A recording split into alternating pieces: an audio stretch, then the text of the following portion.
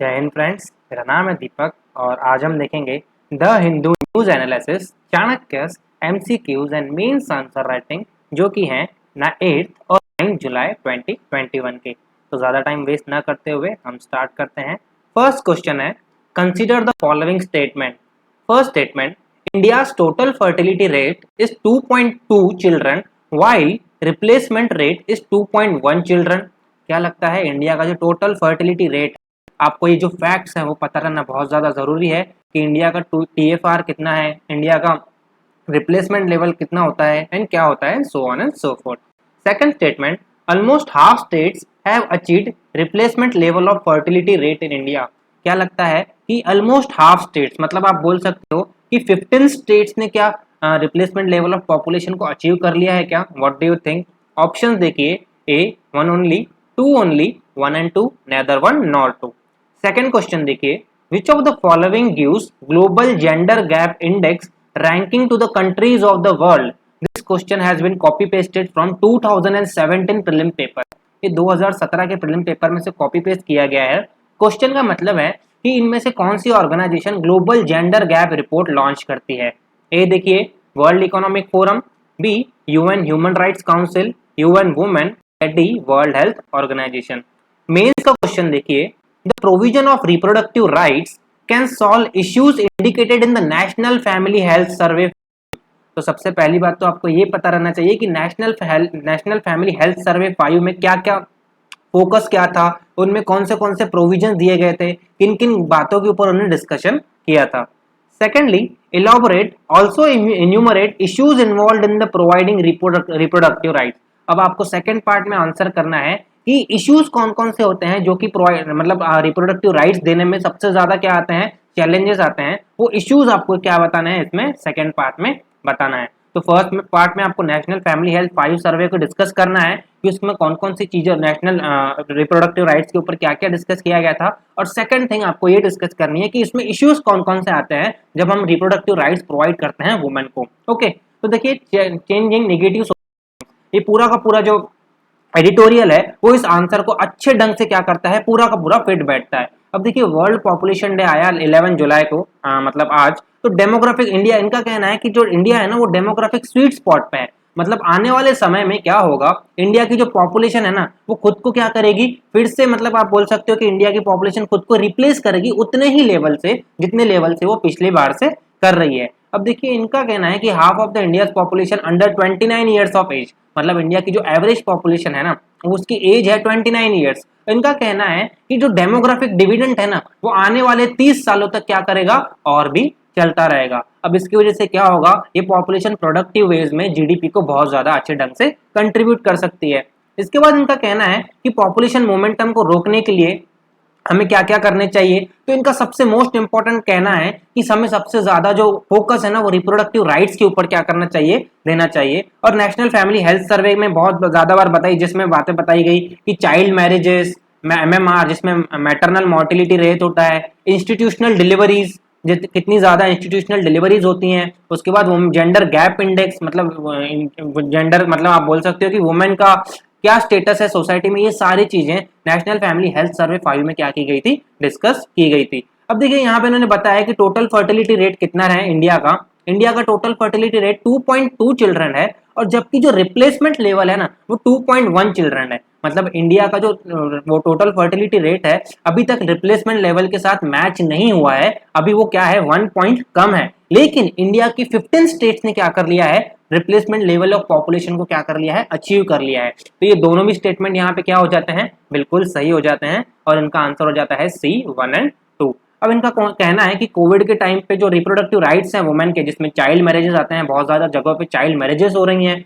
Maternal mortality rate है, इनका कहना है कि मैटरनल मोर्टिलिटी रेट जो कि 1999 और 2001 27 वुमेन था, मतलब 1 लाख में से 327 वुमेन मर रही थी after some type of pregnancy and so on, ठीक है। लेकिन वो 2016-17 में 113 पर 1 लाख हो गया है। मतलब लाइव बर्थ के टाइम पे 113 पर लाख वुमेन क्या होती हैं, उनकी डेथ होती है। मतलब ये धीरे धीरे क्या हो रहा है, कम हो रहा है। ये सारी चीजें क्या है, ये सारी चीजें रिप्रोडक्टिव राइट्स ऑफ वुमेन में आती हैं। अब national family health survey for a year shows how contraceptive prevalence has improved in the new state, मतलब आप बोल सकते हो कि कॉन्ट्रासेप्टिव का प्रेवलेंस कितना ज्यादा बढ़ गया है। वैसेक्टोमी बहुत ज्यादा one of the most important, ऐसा बोल सकते हो कि फेमस है बहुत ज्यादा। उसके साथ साथ अभी मेल वैसेक्टोमी भी होना स्टार्ट हो गई है। उसके साथ साथ बेटी बचाओ बेटी पढ़ाओ जो आंदोलन लाया था उसमें भी बहुत ज्यादा आप बोल सकते हो कि मोमेंटम मिला है, और उसकी वजह से जो स्टेटस है वुमेन का वो थोड़ा बहुत आपको इंक्रीज होने हुए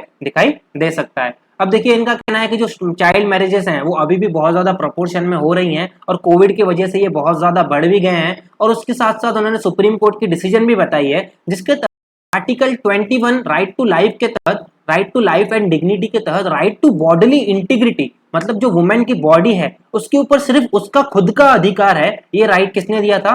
सुप्रीम कोर्ट ऑफ इंडिया ने क्या किया था, ये जजमेंट दिया था, जिसके अंतर्गत कहा था कि आर्टिकल 21 के अंतर्गत क्या आता है, बॉडीली इंटीग्रिटी के राइट्स वुमेन को मिलते हैं। तो ये सारी चीजें इन्होंने इनमें बताई है। और वर्ल्ड इकोनॉमिक फोरम का ग्लोबल जेंडर गैप रिपोर्ट भी बताया है, जो कि 2017 में यूपीएससी ने क्या किया था, इसके ऊपर क्वेश्चन पूछा था। तो सेकंड का आंसर क्या है, वर्ल्ड इकोनॉमिक फोरम। अब इश्यूज कौन कौन से आते हैं, तो सबसे मोस्ट इंपॉर्टेंट इशू आता है ग्लास ब्रेकिंग सीलिंग इफेक्ट बोलते हैं, जिसे जहां से वुमेन की जो लिमिट्स है ना वो डायरेक्टली घर से बचपन से ही तय कर दी जाती है कि वुमेन की स्पेस कितनी है, उनके पास टाइम कितना है।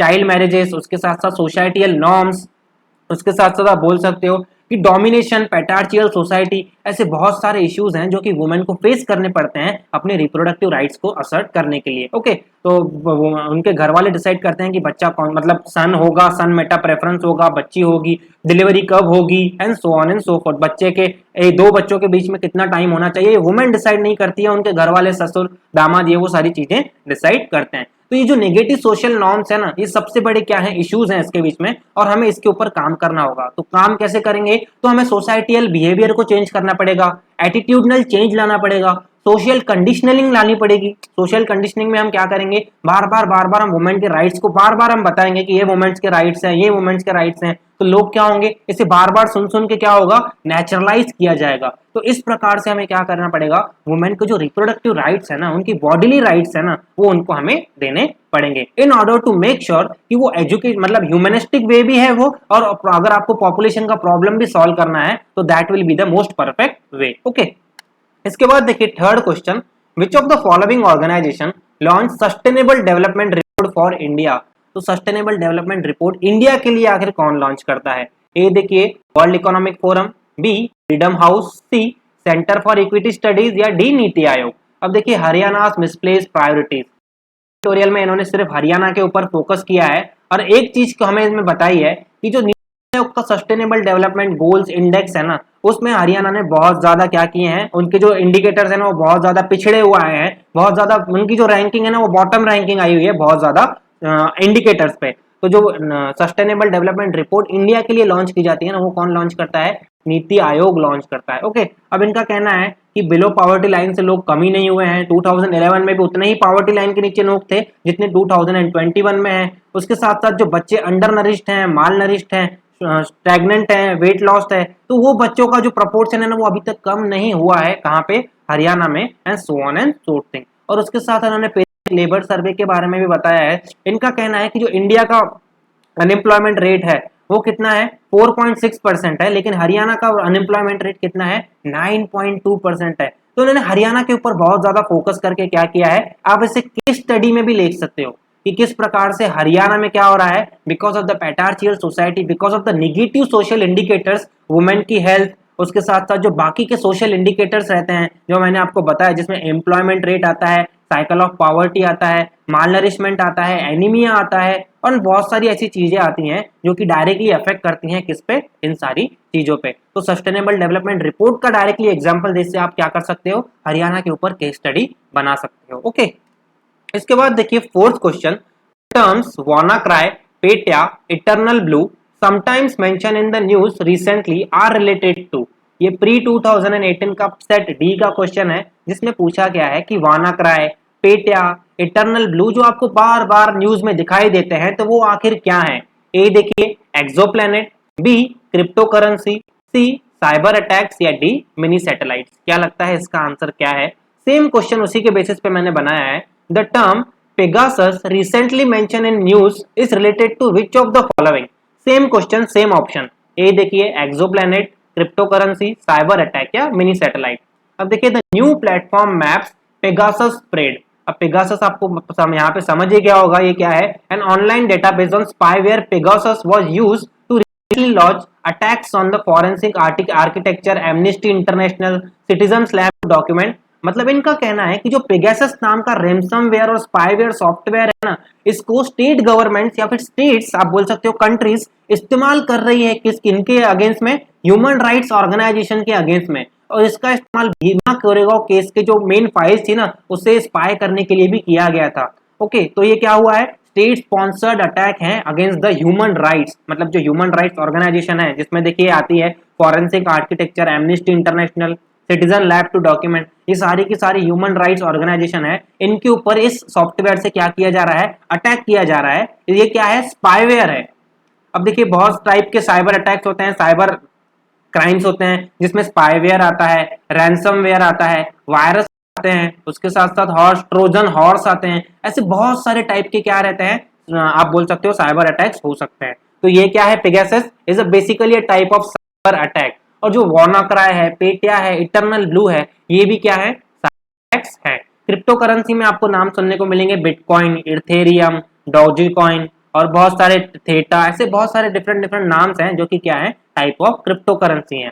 मिनी सैटेलाइट में आपको कलाम सैट, अब्दुल कलाम सैट, ऐसे डिफरेंट डिफरेंट टाइप के नाम उसमें भी आ सकते हैं। लेकिन जो वानाक्राई, पेटिया और पेगासस है, ये क्या है, these are the types of cyber attacks. Okay, fifth question देखिए, कंसीडर द फॉलोइंग स्टेटमेंट। ये इसमें फर्स्ट ये है, सेकंड ये है, थर्ड ये है। 36% of India's districts are classified as over exploited और critical by the central ground water authority. क्या लगता है कि 36% ऑफ इंडिया की जो डिस्ट्रिक्ट है उसको ओवर एक्सप्लॉइटेड घोषित कर दिया है क्या, सेंट्रल ग्राउंड वाटर अथॉरिटी ने। सेकंड है, central ground water authority was form under environment protection act 1986। क्या है, जो सेंट्रल ग्राउंड वाटर अथॉरिटी है वो एनवायरमेंट प्रोटेक्शन एक्ट 1986 के तहत बनाई गई है। India has the largest area under ground water irrigation in the world. Which of the following statement are correct. क्या लगता है कौन सा स्टेटमेंट इनमें से करेक्ट है, 1, 2, 3, 2 ओनली या 1 and 3 ओनली। अब देखिए द सी, ये भी क्वेश्चन ना 2020 के प्रीलिम्स का है। मैं जानबूझ के प्रीवियस ईयर्स के क्वेश्चन लेने की वो करता हूं ताकि मैं इश्यूज के साथ उसे लिंक कर सकूं और आपको पता चले कि यूपीएससी का नब्ज क्या है, यूपीएससी आखिर पूछना क्या चाहती है, यूपीएससी किन चीजों के ऊपर बहुत ज्यादा फोकस कर रही है। ये आपको तभी पता चलेगा जब आप प्रीवियस ईयर्स के क्वेश्चन सॉल्व करते हो। अगर आप डायरेक्टली नए नए क्वेश्चन सॉल्व कर लेते हो तो आप उनकी टेस्ट सीरीज को ले रहे हो, आप विजन आईएएस की टेस्ट सीरीज को सॉल्व कर रहे हो। लेकिन डायरेक्टली अगर आप यूपीएससी के प्रीवियस ईयर्स क्वेश्चन सॉल्व करते हो तो आप यूपीएससी के ट्रेंड पता करते हो, यूपीएससी के पैटर्न्स पता करते हो कि यूपीएससी आखिर किन किन चीजों के ऊपर क्या कर रहा है, फोकस कर रहा है। ओके, अब इश्यू देखिए क्या है, C efficiency of rain water harvesting system, national green tribunal. National green tribunal ने Delhi central pollution control board, उसके साथ दिल्ली पॉल्यूशन कंट्रोल बोर्ड और ये दिल्ली का जल बोर्ड है ना, उसे डायरेक्शंस दिए हैं कि जो आपने जो नया फ्रेमवर्क बनाया है जिसके तहत क्या हो रहा है, रेन वाटर हार्वेस्टिंग सिस्टम आप बना रहे हो जिसमें आप पानी ऊपर से रिजिनुएट करते ग्राउंड वाटर में लाते हो। अब आपको ये चेक करना है कि जो ऊपर का पानी नीचे जा रहा है ना वो ज्यादा पॉल्यूटेड ना हो, आपको ये चेक करना है कि वो पॉल्यूशन से भरा ना हो, अदरवाइज जो ग्राउंड वाटर है ना वो क्या हो जाएगा, पॉल्यूटेड हो जाएगा। तो यूपीएससी ने इसके ऊपर भी क्वेश्चन पूछा है कि ग्राउंड वाटर पॉल्यूशन में कौन कौन पॉल्यूटेंट्स आपको देखने मिलते हैं। ये 2017 का क्वेश्चन है, मैं आपको इसके बारे में ज्यादा नहीं बताऊंगा, मुझे पता है, लेकिन आप ये खुद चेक कीजिए। यूपीएससी ने क्वेश्चन पूछा था कि ग्राउंड वाटर में कौन कौन से ऐसे पॉल्यूटेंट्स मिलते हैं। उसमें यूरेनियम था, बेंजेन था, उसके साथ साथ फ्लोरीन था, ऐसे बहुत सारे मिनरल्स थे जिसका नाम यूपीएससी ने उसमें ऑप्शंस में दिया था। अब देखिए यहाँ मैंने इसको इसलिए यहाँ पे डायरेक्टली ग्राउंड वाटर से टच किया है, जो ये फर्स्ट स्टेटमेंट है ना ये बिल्कुल गलत है। ऐसे सेंट्रल ग्राउंड वाटर अथॉरिटी ने कोई भी ऐसी क्लासिफिकेशन नहीं किया है जिसमें वो 36% ऑफ डिस्ट्रिक्ट को क्या कर रही है, ओवर क्लासिफाइड या ओवर एक्सप्लॉइटेड ऐसा बोल रही है। तो अगर ये रॉन्ग है तो इसका आंसर क्या हो जाएगा, 2 and 3। तो जो सेंट्रल ग्राउंड वाटर अथॉरिटी है वो एनवायरमेंट प्रोटेक्शन एक्ट के तहत बनाई गई है और इंडिया के पास लार्जेस्ट एरिया है जो कि ground water irrigation of the world में है। तो इसका आंसर क्या है, B and C, that is 2 and 3 only. Okay, 6 देखिए, out of the following statement choose the one that brings out of principle underlying the cabinet form of government. अब इन statement में से आपको बताना है कि कौन सा statement cabinet form of government को ट्रूली डिस्क्राइब करता है। फर्स्ट देखिए, an arrangement for minimising the criticism against the government whose responsibilities are complex and hard to carry out to satisfaction of all। मतलब जो कैबिनेट फॉर्म ऑफ गवर्नमेंट है ये एक ऐसी अरेंजमेंट है जिसके तहत गवर्नमेंट का जो क्रिटिसिज्म है वो कम करते हैं, क्योंकि हमें पता है गवर्नमेंट में बहुत ज्यादा कॉम्प्लेक्स है और उसको वो सबको सेटिस्फाई नहीं करती है, कोई ना कोई लोग तो उससे अनसेटिस्फाई हो गई। क्या लगता है ये ऑप्शन सही है क्या? B, a mechanism for speeding up the activities of government whose responsibilities are increasing day by day। मतलब एक ऐसा मैकेनिज्म है जिससे हम गवर्नमेंट की जो एक्टिविटीज है वो रिस्पॉन्सिबिलिटीज है उसे हम स्पीड कर सकते हैं, क्योंकि जो गवर्नमेंट की रिस्पॉन्सिबिलिटीज है वो दिन ब दिन बढ़ती जा रही हैं, इसीलिए हमें कैबिनेट फॉर्म ऑफ गवर्नमेंट के ऊपर आना पड़ रहा है। सी देखिए, a mechanism for parliamentary democracy for ensuring collective responsibility of the government to the people. क्या लगता है ऐसा कोई मैकेनिज्म है जिसके तहत पार्लियामेंट्री डेमोक्रेसी में गवर्नमेंट की जो रिस्पॉन्सिबिलिटी है वो क्या करते हैं, इंश्योर करने का जो मैकेनिज्म है उसे कैबिनेट फॉर्म ऑफ गवर्नमेंट कहा जाता है।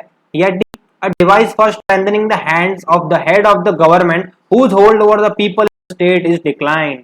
मतलब नरेंद्र मोदी का जो हाथ है उसे मजबूत करने के लिए, क्योंकि उसको जो इन्फ्लुएंस है लोगों के ऊपर, जो पावर है वो धीरे धीरे कम हो रहा है, उसे मजबूत करने के लिए क्या किया जा रहा है, कैबिनेट फॉर्म ऑफ गवर्नमेंट को लाया जा रहा है। क्या लगता है क्या इनमें से सही है? अब देखिए, काउंसिल ऑफ मिनिस्टर को क्या कर दिया गया है, पहले काउंसिल ऑफ मिनिस्टर में 45 काउंसिल ऑफ मिनिस्टर थे, लेकिन अभी उसे बढ़ाकर 72 कर दिया गया है। मोदी गवर्नमेंट का 2014 में कहना था कि जो हमारा मेन मोटो है वो है मिनिमम गवर्नमेंट मैक्सिमम गवर्नेंस। मतलब जितने ज्यादा काउंसिल ऑफ मिनिस्टर कम रहेंगे उतना ही ज्यादा गवर्नमेंट में जो गवर्नेंस में जो इंटरवेंशन है वो क्या रहेगा, कम रहेगा। लेकिन अभी वो क्या हुआ है, तोड़ा जा रहा है। इनका कहना है कि भैया इतनी बड़ी कंट्री है, इतनी ज्यादा डाइवर्सिटी है, इतने ज्यादा लोग हैं, सबको काउंसिल ऑफ मिनिस्टर में रिप्रेजेंटेशन देना बहुत ज्यादा इंपॉर्टेंट है। तो इसकी वजह से इन्होंने क्या किया है, कैबिनेट का जो 45 का प्रिंसिपल है उसे तोड़ के अभी 72 पे ला दिया है। अब इनका कहना है कि सिर्फ अंडर रिप्रेजेंटेशन किसको है, मुस्लिम्स को है, और बाकी के है ना वो प्रॉपरली डाइवर्सिफाइड जो काउंसिल ऑफ मिनिस्टर है वो इन्होंने बनाया है। अब काउंसिल ऑफ मिनिस्टर क्या रहता है, आर्टिकल 74 के तहत जो काउंसिल ऑफ मिनिस्टर है ना वो कलेक्टिवली रिस्पॉन्सिबल टू क्या है, लोकसभा। ओके, और कैबिनेट का जो फॉर्म ऑफ कैबिनेट की डेफिनेशन जो है वो कॉन्स्टिट्यूशन में कहीं नहीं दी गई है। कॉन्स्टिट्यूशन में सिर्फ एक बार मेंशन किया गया है आर्टिकल 356 में कैबिनेट के बारे में। लेकिन कैबिनेट फॉर्म ऑफ गवर्नमेंट बहुत ज्यादा पॉपुलर है, उसे अपनाया जाता है। क्यों? क्योंकि रिस्पॉन्सिबिलिटी को क्या करती है, इंश्योर करती है डेमोक्रेसी के अंतर्गत। अब देखिए किसी ना किसी फॉर्म में बाकी के जो 3 है ना वो भी बिल्कुल सही है, लेकिन जो थर्ड है ना वो क्या है, आइडियल है, आदर्शवादी आप बोल सकते हो। तो जब भी आपको ऐसे बहुत ज्यादा कंफ्यूजन होना तो सबसे पहले आइडियल आंसर्स को ही चूज कीजिएगा, क्योंकि यूपीएससी को क्या चाहिए, आइडियल आंसर चाहिए। आइडियल मतलब एकदम आदर्शवादी, जो कॉन्स्टिट्यूशन की जो भावना है ना, कॉन्स्टिट्यूशन के जो प्रिंसिपल्स है उसके साथ क्या होता हो, मैच होता हो। ओके, इसके बाद देखिए 7th question, consider the following statement. ये भी 2018 का सेट डी का क्वेश्चन है, जिसमें पूछा गया था, as per right to education act, to be eligible for appointment as a teacher in a state, a person would be required to possess the minimum qualification laid down by the concerned state council for education। मतलब RTE act आपको पता होगा, right to education act 2002 में पास किया गया था इन order to give, आप बोल सकते हो इम्प्लीमेंट करने के लिए article 21A of the constitution. Article 21A of the constitution में जो right to childhood, right to education का जो अधिकार है वो किस में दिया गया है, आर्टिकल 21A में। उसे पूरा करने के लिए राइट टू एजुकेशन एक्ट 2002 पास किया गया था।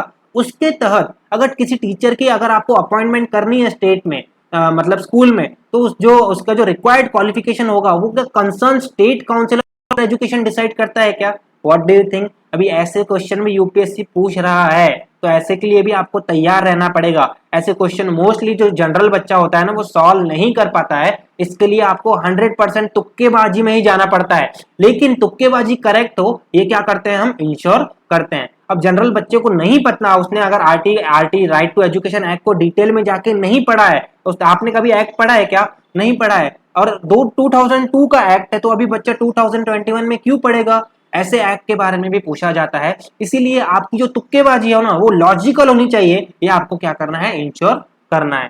सेकंड देखिए, as per RTE act for teaching primary classes a candidate is required to pass teacher eligibility test, जिसे हम क्या बोलते हैं, TET, conducted in accordance with the national council for teacher education guidelines. मतलब जो national council of teacher education guidelines provide करती हैं उसके तहत आपको टीईटी एग्जाम में पास करना पड़ता है, तभी जाके आप प्राइमरी क्लासेस के बच्चों को पढ़ा सकते हो या नहीं पढ़ा सकते हो। क्या लगता है?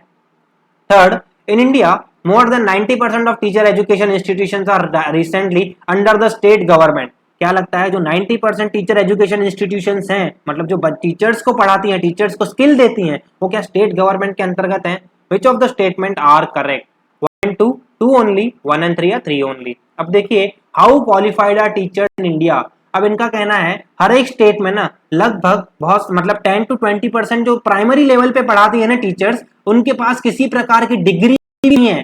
टीईटी तो आप छोड़ दीजिए, टीईटी तो उन्होंने कभी दी नहीं है, बीएड भी उनके पास नहीं है, उनके पास बीकॉम की बीए की भी डिग्री नहीं है। वो डायरेक्टली जाके प्राइमरी स्कूलों में जाके क्या कर रही हैं, पढ़ा रही हैं। इन्होंने वहां पे बताया तो डिफरेंट डिफरेंट यहाँ पे कर्नाटका में, गोवा में, महाराष्ट्र में डिफरेंट डिफरेंट इन्होंने आंकड़े बताए हैं। हम आंकड़ों में ज्यादा नहीं जाएंगे, हम ऊपर ऊपर से देखेंगे इनका कहना है। और उसके बाद जो सेकेंडरी लेवल है और प्रोफेशनल लेवल है ना, वहां पे लगभग 90 to 95 जो टीचर्स हैं, 95% टीचर्स हैं, उनके पास किसी न किसी प्रकार की डिग्री है और किसी न किसी प्रकार का डीएड या बीएड एजुकेशन है। तो इनका कहना है कि प्राइमरी लेवल पे सबसे ज्यादा क्या है, टीचर्स के पास स्किल नहीं है, वैसी स्किल्स जो कि क्या कर मांगता है national council for teacher education, जो स्किल्स मांगता है ना, वो यहाँ पे अवेलेबल नहीं है। और उन्होंने स्कूल भी बताया है कि कौन कौन से स्कूल में कैसे कैसे टीचर्स अवेलेबल हैं, या टीचर्स की जो क्वालिफिकेशंस हैं वो कितनी है या क्या है। अब देखिए जो फर्स्ट स्टेटमेंट है ना, ये बिल्कुल भी गलत है।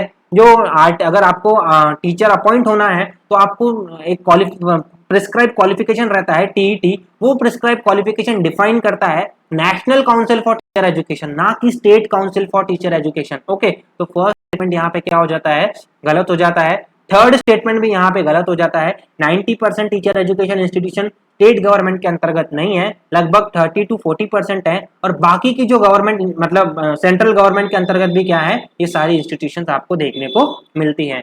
सेकंड स्टेटमेंट यहाँ पे क्या है, सिर्फ सही है। तो इसका आंसर क्या है, बी, सेकंड ओनली। ओके, तो आज का सेशन हम यहीं फिनिश करते हैं। Thank you so much for watching, और आप प्लीज़ इसे ज़्यादा से ज़्यादा लाइक कीजिए, शेयर कीजिए और सब्सक्राइब कीजिए। Thank you so much.